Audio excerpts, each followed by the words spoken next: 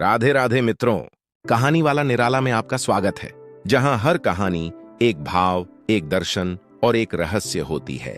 आज आप सुनेंगे कवि यादव ब्रजेश द्वारा रचित एक कहानी, धूल में छुपा चांद।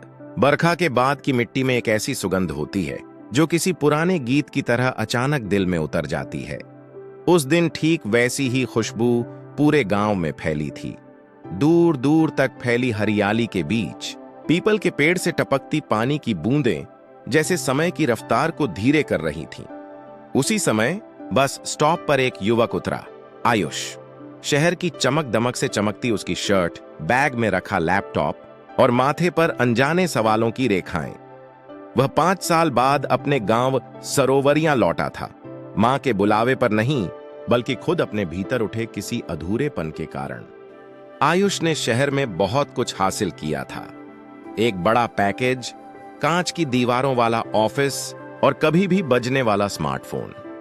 उसने सोचा था कि सफलता का स्वाद मीठा होगा, पर यह स्वाद अजीब तरह से बेस्वाद निकला, जैसे चीनी भूलकर चाय बना दी गई हो।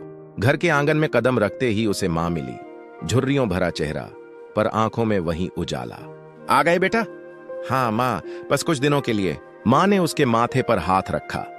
कुछ दिनों के लिए आने वालों को हवा भी अपना कहकर नहीं छूती। आयुष, जितने दिन रहोगे उतने दिनों की धूल तुम्हारे कदमों से झड़ती जाएगी।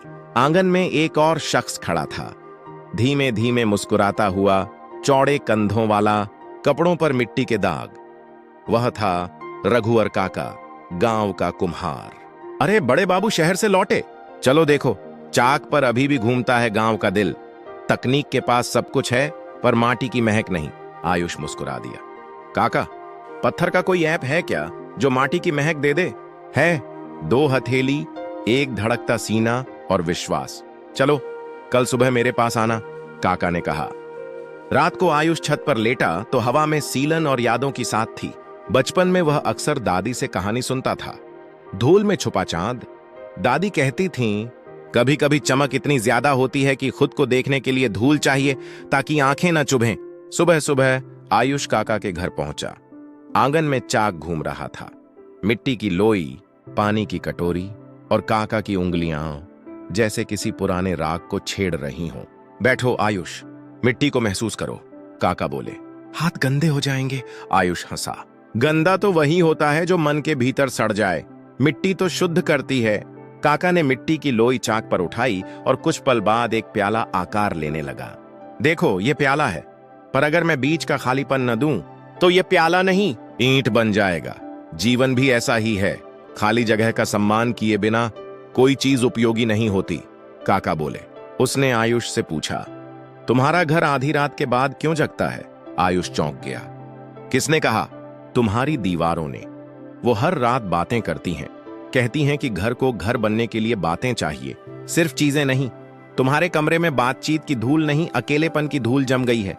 आयुष ने धीमे से सिर झुका लिया। शहर में बातें कम ही होती हैं। चलो आज शाम तालाब पर मिलते हैं, काका ने कहा। वहां एक बूढ़ी अम्मा मिलेंगी जिन्होंने दुनिया को आवाज देकर नहीं, सुनकर समझा है। शाम को तालाब के किनारे एक बूढ़ी अम्मा बैठी थीं, सफेद साड़ी, कांपते हाथ, पर बेहद शांत चेहरा। उनकी आंखें नहीं थीं, यानी थीं, पर अब देखती नहीं थीं। काका ने परिचय कराया। यह हैं कमलिया अम्मा, देखकर नहीं सुनकर दुनिया को छूती हैं। अम्मा ने मुस्कुराकर हाथ फैलाया। तुम शहर से आए हो बेटा, तुम्हारे जूतों की आवाज कह रही है कि तुम जल्दी में रह चुके हो, अब धीरे चलना सीखो। आयुष ने उनकी हथेली पकड़ी। अम्मा, क्या आंखें बंद हो जाने के बाद भी रोशनी मिलती है? रोशनी देखने में नहीं, पहचानने में है। आदमी तब अंधा होता है जब वह दूसरों के दुख नहीं देखता, अम्मा बोली। तुम्हारी आवाज कहती है दिल भारी है। क्यों? लोग कहते हैं मैं सफल हूं, पर मुझे लगता है कुछ छूट गया, आयुष ने कहा। जो छूट जाता है वही ढूंढने लायक होता है। तुमने बहुत कुछ पा लिया, अब खोया हुआ पाओ, अम्मा ने धीरे से कहा। कल मेरे पास आओ, मैं तुम्हें सुनने की एक छोटी साधना सिखाऊंगी। अगली सुबह अम्मा के आंगन में 4-5 बच्चे बैठे थे, कुछ स्कूल के, कुछ खेतों के। अम्मा ने सबको माला के दाने बांटे। हर दाने के साथ एक आवाज सुनो, अम्मा बोली। पहला दाना पक्षियों की आवाज, दूसरा हवा का स्वर, तीसरा अपने हृदय की धड़कन, चौथा किसी और का दुख, पांचवा अपने भीतर का शोर। सब चुप हो गए। हवा चली।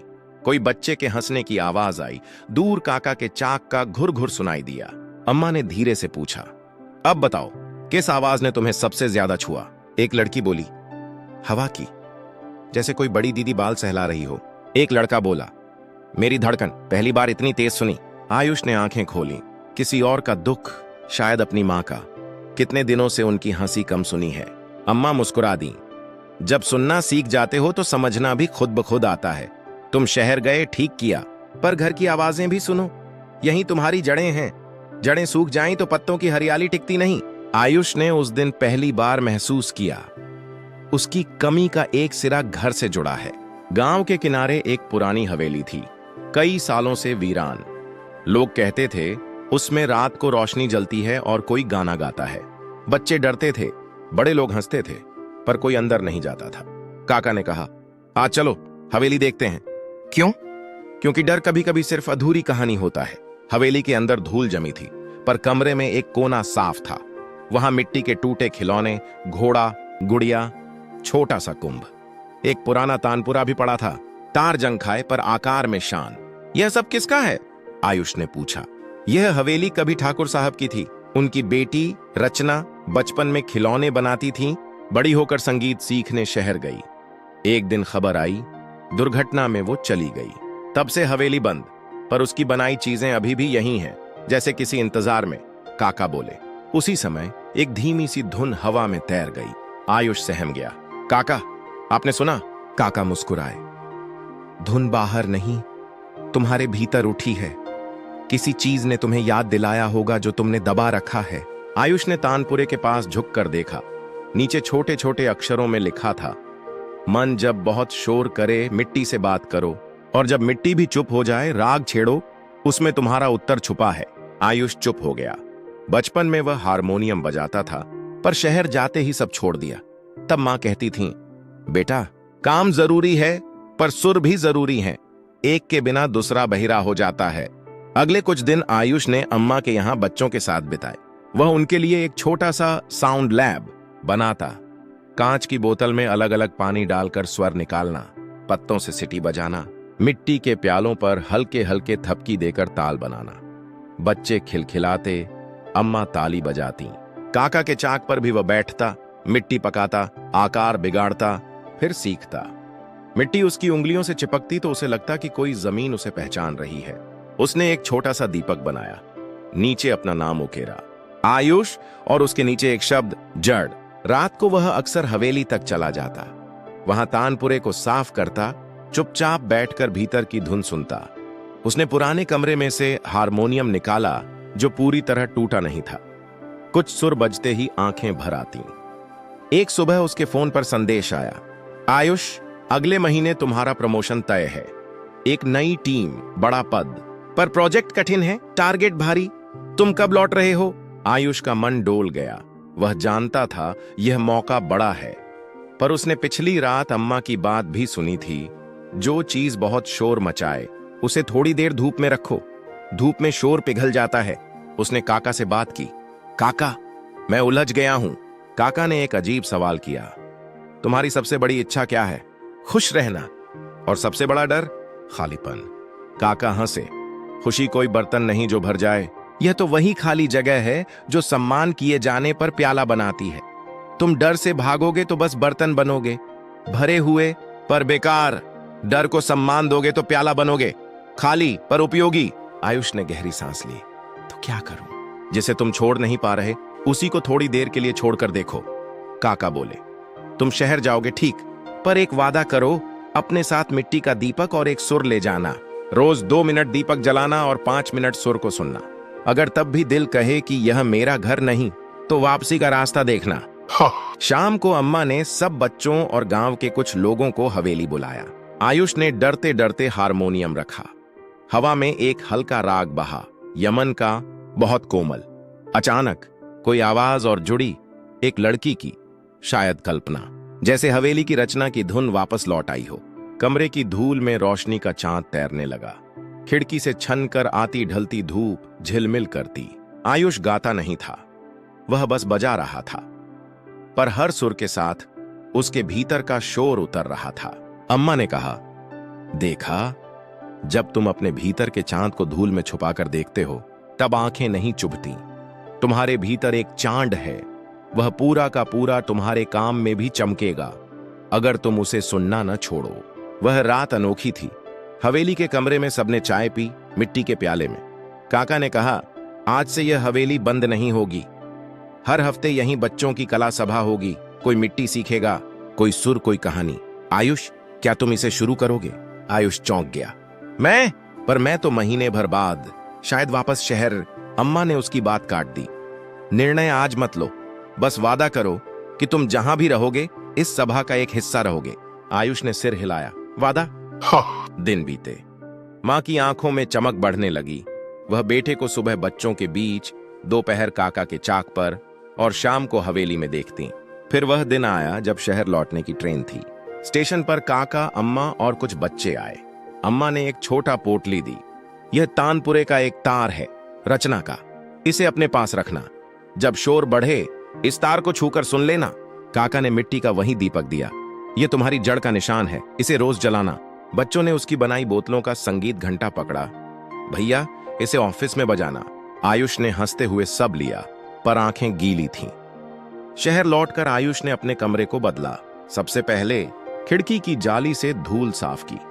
फिर दीवार पर एक छोटा सा शेल्फ लगाया जिस पर मिट्टी का दीपक, तानपुरे का तार और बोतलों का संगीत घंटा रख दिया। हर रात वह दीपक जलाता, 5 मिनट हारमोनियम के 7 सुर सिर्फ सुनता, सारे गम प धने, और फिर चुपचाप बैठ जाता। काम का दबाव फिर भी था, मीटिंग्स थीं, ईमेल थे, पर एक फर्क हुआ। जब कोई बहस तेज होती वह बोतल घंटा धीरे से बजा देता। सहकर्मी चौंकते, यह क्या है? वह मुस्कुराता। गांव का टाइमर, शोर को धीमा करने के लिए। धीरे धीरे उसकी टीम ने उस जगह को क्वाइट कॉर्नर कहना शुरू किया। कोई 5 मिनट आकर बैठ जाता तो कोई आंखें बंद कर शांति पाता। टीम का तनाव कम होने लगा और काम का ग्राफ चढ़ने लगा। प्रमोशन भी मिला, पर अब वह किसी पहाड़ की ऊंचाई नहीं लग रही थी जहां सांस टूट जाए। यह किसी तालाब का किनारा था जहां बैठकर हवा सुनी जा सकती है। एक शाम फोन आया, काका गिर पड़े हैं। चाक चलते चलते उंगलियों के नीचे से निकल गया। उम्र है, डॉक्टर कह रहे हैं, आराम जरूरी है। आयुष के भीतर कुछ खिसक गया। उसने तुरंत छुट्टी ली और गांव आ गया। काका पलंग पर थे। देखो, चाक नहीं टूटा, बस थोड़ा रुक गया है। चाक को घुमाने वाले हाथ भी कभी कभी ठहरते हैं। अम्मा ने धीमे से कहा, रघुवर को अब साथ ही चाहिए, अकेले चाक नहीं चलेगा। कौन देगा साथ? सबकी आंखें आयुष की तरफ उठीं। वह मुस्कुरा दिया, मैं हूं ना। अगले कुछ हफ्तों में आयुष ने काका के चाक को फिर से धड़कने वाला बनाया। उसने एक छोटी मशीन लगाई, मैनुअल चाक वहीं, पर पैर की जगह हाथ के हल्के धक्के से भी घूम जाए। काका हंसे। तकनीक की पूजा तब है जब वह परंपरा को सहारा दे, उसे हटाए नहीं। हवेली में कला सभा अब नियमित होने लगी। रविवार को बच्चे, शाम को गांव के बड़े। कोई कविता पढ़ता, कोई गाना सुनाता, कोई पुराने किस्से। अम्मा ने सुनने की साधना की कक्षाएं शुरू की। आयुष कभी हारमोनियम बजाता, कभी बच्चों को बोतल घंटा बनवाता।